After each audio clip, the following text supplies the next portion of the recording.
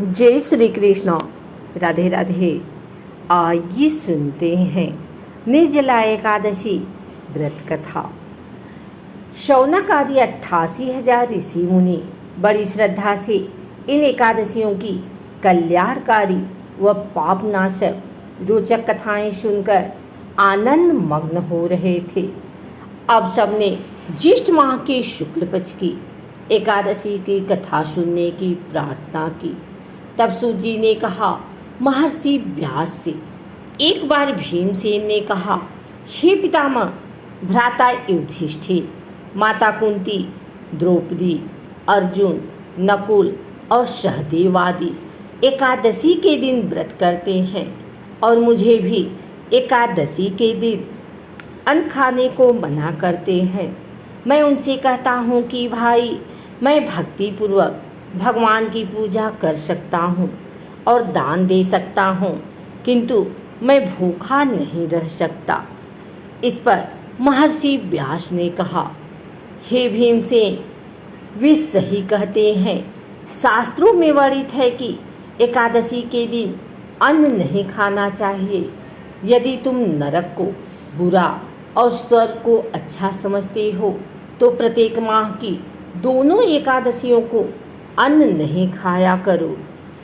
महर्षि व्यास की बात सुनकर भीमसेन ने कहा, हे पितामह, मैं आपसे पहले ही कह चुका हूँ कि मैं एक दिन तो क्या, एक समय भी भोजन किए बिना नहीं रह सकता। फिर मेरे लिए पूरे दिन का उपवास करना क्या संभव है? मेरे पेट में अग्नि का वास है, जो ज़्यादा अन्न खाने पर ही शांत होती है। यदि मैं प्रयत्न करूं तो वर्ष में एक एकादशी का व्रत अवश्य कर सकता हूं। अतः आप मुझे कोई एक ऐसा व्रत बतलाइए जिसके करने से मुझे स्वर्ग की प्राप्ति हो सके। भीमसेन की बात सुन व्यास जी ने कहा, हे पुत्र, बड़े बड़े ऋषि और महर्षियों ने बहुत से शास्त्र आदि बनाए हैं। यदि कलयुग में मनुष्य उनका आचरण करे तो अवश्य ही मुक्ति को प्राप्त होता है। उनमें धन बहुत कम खर्च होता है। उनमें से जो पुराणों का सार है वह यह है कि मनुष्य को दोनों पक्षों की एकादशियों का व्रत करना चाहिए। इससे उन्हें स्वर्ग की प्राप्ति होती है। महर्षि व्यास ने कहा, हे वायुपुत्र, वृषभ संक्रांति और मिथुन संक्रांति के बीच में ज्येष्ठ माह की शुक्ल पक्ष की एकादशी आती है। उसका निर्जल व्रत करना चाहिए।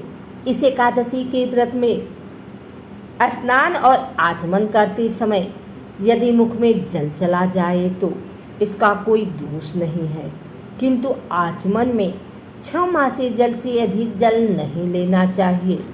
इस आचमन से शरीर की शुद्धि हो जाती है। आचमन में 6 मासे से अधिक जल पाप के समान है। इस दिन भोजन नहीं करना चाहिए। भोजन करने से व्रत का नाश हो जाता है। सूर्योदय से सूर्यास्त तक यदि मनुष्य जलपान न करे तो उससे 12 एकादशियों के फल की प्राप्ति होती है। द्वादशी के दिन सूर्योदय से पहले ही उठना चाहिए। इसके पश्चात भूखे ब्राह्मण को भोजन कराना चाहिए। तत्पश्चात स्वयं भोजन करना चाहिए। हे भीमसेन, स्वयं भगवान ने मुझसे कहा था कि इस एकादशी का पुण्य सभी तीर्थों और दान के बराबर है। एक दिन निर्जला रहने से मनुष्य पापों से मुक्त हो जाता है। जो मनुष्य निर्जल एकादशी का व्रत करते हैं उन्हें मृत्यु के समय भयानक यमदूत नहीं दिखाई देते, बल्कि भगवान श्री हरि के दूत स्वर्ग से आकर उन्हें पुष्पक विमान पर बैठाकर स्वर्ग को ले जाते हैं। संसार में सबसे उत्तम निर्जला एकादशी का व्रत है। अतः यत्नपूर्वक इस एकादशी का निर्जल व्रत करना चाहिए। इस दिन ओम नमो भगवती वासुदेवाय इस मंत्र का उच्चारण करना चाहिए। इस दिन गौदान करना चाहिए। इस एकादशी को भीमसेनी या पांडव एकादशी भी कहते हैं।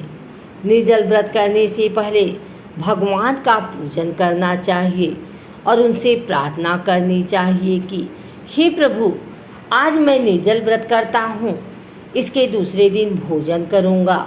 मैं इस व्रत को श्रद्धापूर्वक करूँगा, मेरे सब पाप नष्ट हो जाएं। इस दिन जल से भरा हुआ घड़ा वस्त्र आदि से ढककर स्वर्ण सहित किसी सुपात्र को दान करना चाहिए। इस व्रत के अंतराल में जो मनुष्य स्नान तप आदि करते हैं उन्हें करोड़ फल स्वर्ण दान का फल प्राप्त होता है। जो मनुष्य इस दिन यज्ञ होम आदि करते हैं उसके फल का तो वर्णन भी नहीं किया जा सकता। इस निर्जला एकादशी के व्रत के पुण्य से मनुष्य विष्णु लोक को जाता है। जो मनुष्य इस दिन अन्न खाते हैं उनको चांडाल समझना चाहिए, वे अंत में नरक में जाते हैं। ब्रह्म, रक्त बहाव करने वाले, मांस खाने वाले, चोरी करने वाले, गुरु से ईर्ष्या करने वाले, झूठ बोलने वाले भी इस व्रत को करने से स्वर्ग के भागी बन जाते हैं।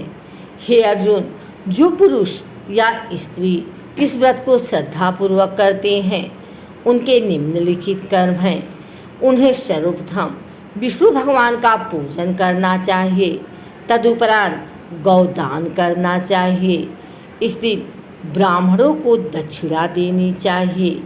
निर्जला के दिन अन्न, वस्त्र, छत्र आदि का दान करना चाहिए। जो मनुष्य इस कथा को प्रेम पूर्वक श्रवण करते हैं तथा पठन करते हैं वे भी स्वर्ग के अधिकारी बनते हैं। अपनी कमजोरियों को अपने गुरुजनों व परिवार के बड़ों से कदापि नहीं छुपाना चाहिए। उन पर विश्वास रखते हुए भक्त को चाहिए कि वह अपना कष्ट उन्हें बताए ताकि वे उसका कोई उचित उपाय कर सकें। उपाय पर श्रद्धा और विश्वासपूर्वक अमल करना चाहिए। अगर आपको हमारी वीडियो अच्छी लगी हो तो इसे लाइक करें, कमेंट करें, शेयर करें। हमारे चैनल को सब्सक्राइब करके बेल नोटिफिकेशन ऑल पर सेट कर लें ताकि आगे आने वाली वीडियो सबसे पहले आप तक पहुंच सके। धन्यवाद।